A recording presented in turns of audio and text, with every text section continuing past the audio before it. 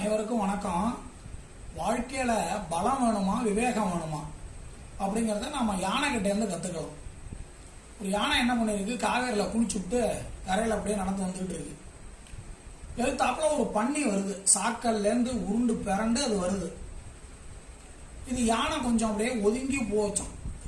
அப்ப அணிப்புள்ள அதை பார்த்துட்டு கேட்டுதான், என்ன இவ்வளவு பெரிய பலமா இருக்க, கேவலம் ஒரு பண்ணிக்கு பயந்துகிட்டு நீ ஒதுங்கி போறிய அப்படின்னா.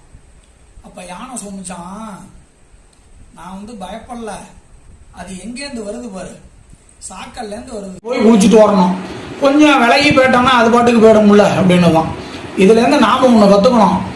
நம்மளை சீண்டி விடுறவன், நம்மளை கோவப்படுத்துறவன், நம்மளை அவமானப்படுத்துறவன், இவனுக்கெல்லாம் நாம போட்ட வேண்டிய பாடம் என்னன்னா, ஒதுங்கி போறது நல்லது, யானை மாதிரி.